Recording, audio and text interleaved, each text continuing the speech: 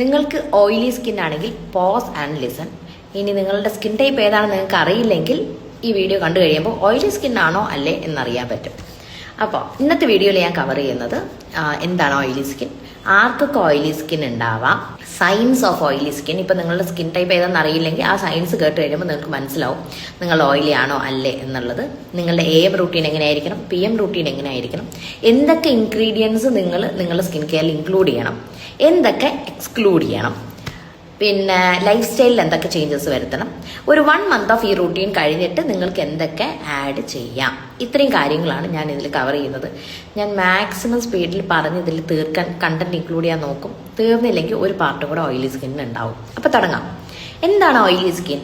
നമ്മുടെ sebaceous gland excess oil produce ചെയ്യുമ്പോഴാണ് നമുക്ക് ഓയിലി സ്കിൻ വരുന്നത്. അത് ഏതൊക്കെ സാഹചര്യത്തിൽ വരാം? ജനറ്റിക്സ് കാരണം വരാം, ഹോർമോണൽ ഇംബാലൻസ് അല്ലെങ്കിൽ PCOD വരുമ്പോൾ ഈ ഓയിലി സ്കിൻ അല്ലാത്തവർക്ക് പോലും ഓയിലി സ്കിൻ ആവാറുണ്ട്.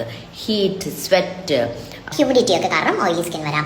അതുപോലെ തന്നെ നമ്മൾ കഴിക്കുന്ന food, dairy intake, sugar intake, oil intake ഒക്കെ ഒരുപാട് കൂടിയാൽ നമുക്ക് ഓയിലി സ്കിൻ, അതായത് സെബേഷ്യസ് ഗ്ലാൻഡിൽ ഓയിൽ പ്രൊഡക്ഷൻ കൂടും. അപ്പോൾ നമുക്ക് ഓയിലി സ്കിൻ ആയിട്ട് ഫീൽ ചെയ്യും.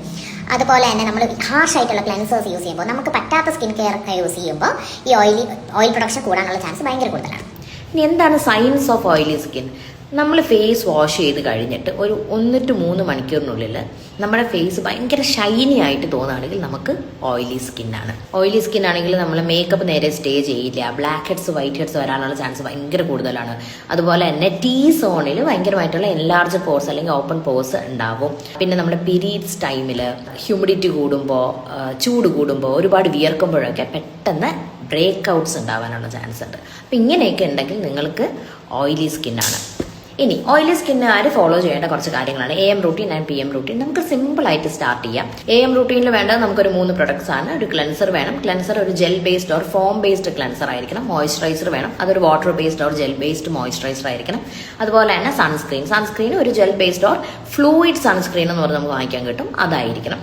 ആൻഡ് സൺസ്ക്രീൻ നമ്മൾ റിപ്പീറ്റഡ് ആയിട്ട് യൂസ് ചെയ്യുകയും വേണം. അതിപ്പോൾ ഓയിലി സ്കിൻ എന്നല്ല, ഏത് സ്കിൻ ടൈപ്പ് ആണെങ്കിലും സൺസ്ക്രീൻ മിനിമം നമ്മളൊരു 3 times എല്ലാ സ്കിന്നുകാരും യൂസ് ചെയ്തിരിക്കണം. ഇനിയിപ്പോൾ നിങ്ങൾക്കൊരു ഡാർക്കർ സ്കിൻ ടോൺ ആണ്, സ്കിൻ ഓഫ് കളേഴ്സ് ഉള്ളവർ മെയിനായിട്ട് സൺസ്ക്രീൻ ഒരു 4 വട്ടമെങ്കിലും യൂസ് ചെയ്യണം. കാരണം അവർക്ക് പിഗ്മെന്റേഷൻ വരാനുള്ള ചാൻസ് ഭയങ്കര കൂടുതലാണ്, പെട്ടെന്ന് ടാൻ ആവും.